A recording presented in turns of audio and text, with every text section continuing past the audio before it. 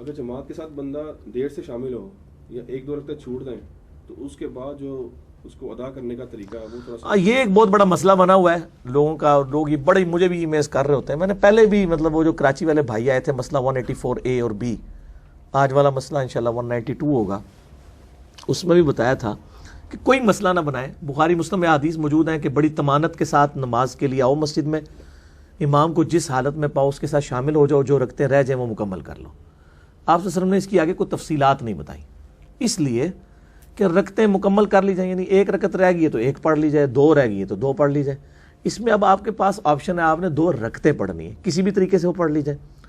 البتہ جو امت میں ایک ریناؤنڈ طریقہ جس کے اوپر اجماع اور عملی تواتر چلتا آ رہا ہے اور یعنی اتفاق کے ساتھ, اس میں یہ ہے کہ جو آپ کی رکعتیں چھوٹ جائیں گی, اب ظاہر ہے اس طرح کی تو میں اب 5-6 پاسبلٹیز ہوں گی, مغرب میں تو کئی پاسبلٹیز بن جاتی, تو میں جرنل فارمولہ بتا رہا ہوں. جرنل فارمولہ یہ ہے کہ جو رکعتیں آپ کی چھوٹ گئی ہیں نا, 1, 2 یا 3, چاہے وہ فجر ہے, ظہر ہے, عصر, مغرب, کوئی بھی, باقی جب امام دوسرا سلام پھیر لے آپ کھڑے ہو جائیں, سیدھے کھڑے ہو جائیں, اور اس کے بعد آپ اپنی بقیہ کی نماز کو مکمل کریں. اگر آپ نے امام کے ساتھ ایک پڑھ لی ہوئی تھی تو اب آپ دوسری والی کو اس طرح پڑھیں گویا کہ یہ آپ کی دوسری ہے, لیکن یہ پوسچرز اور ایکٹنگ میں دوسری ہوگی.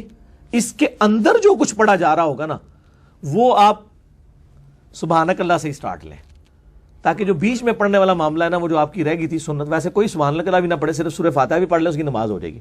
بہتر یہ کہ آپ سبحانک اللہ سورۃ الفاتحہ اور ساتھ سورت ملا لیں, پھر اس سے اگلی میں صرف سورۃ الفاتحہ اور سورت ملا لیں, اس سے اگلی میں صرف سورہ فاتحہ پڑھ لیں. اور اگر آپ صرف سورہ فاتحہ بھی پڑھ لیتے ہیں تو کوئی مسئلہ نہیں ہے, فاتحہ کے بغیر نماز نہیں ہوتی. باقی جو شامل کرنے والا معاملہ ہے وہ تو اضافی ہے. تو یعنی پوسچرز کے اعتبار سے وہ آپ کی اس اعتبار سے ہوگی کہ جو آپ امام کے ساتھ پڑھ چکے وہ آپ کی پہلے ہو گئی شمار, ایک پڑھ چکے ہیں تو اب دوسری ہے, دو پڑھ چکے ہیں تو وہ تیسری ہے, لیکن بیچ میں جو کچھ پڑھ رہے ہیں اس میں آپ سبحانک اللہ سے اسی ترتیب سے شروع کر دیں. اور اگر آپ دوسرے طریقے سے بھی پڑھنا چاہتے ہیں ٹھیک ہے. مغرب میں بھی اگر کسی کی ایک رکعت چھوٹ گئی ہے, اب ظاہر ہے کہ وہ ایک رکعت جب اس کی چھوٹ گئی ہے تو اب وہ اس نے امام کے ساتھ جو باقی کی 2 رکعتیں پڑھنی ہے, امام کے ساتھ ایک رکعت اس کی چھوٹی ہے تو وہ ایک پڑھ لے گا. اگر 2 چھوٹ گئی ہوئی ہیں اس کی اور ایک اس نے امام کے ساتھ پڑھی ہے, اب جب اپنی علاوہ دوسری پڑھے گا تو وہ اس کی دوسری ہو رہی ہوگی, وہ دوبارہ تشہد اس میں بیٹھے گا. یعنی اس کیس میں اس کی ہر رکعت میں ہی تشہد آ رہا ہوگا, کوئی عرض نہیں ہے. اور اگر وہ یہ کرنا چاہتا ہے کہ وہ 2 رکعتیں رہ گئی ہیں اس کی, تو 2 عام جس طرح 2 پڑھی جاتی ہیں ویسے بھی پڑھ لے تب بھی ٹھیک ہوگا. دوسری میں نہ بیٹھے, کھڑی ہو جائے پہلی میں ہی, سلام پھیرنے کے بعد پہلی رکعت پڑھ کے کھڑا ہو جائے, پھر دوسری میں تشہد کر لے, کوئی مسئلہ نہیں. 2 رکعتیں پوری ہو جائیں گی. اصل تھیم کو فالو کریں.